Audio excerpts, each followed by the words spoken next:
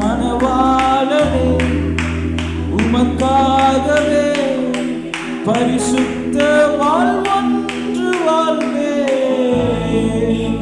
மணவாட்டி என்னை வருகையில் உம்மோடு சேர்த்துக் கொள்வீரா? சொல்லுங்க. மணவாளனே உமக்காகவே பரிசுத்த வாழ்வொன்று வாழ்வே. மணவாட்டி என்னை வருகையில் உம்மோடு சேர்த்துக் கொள்வீரா?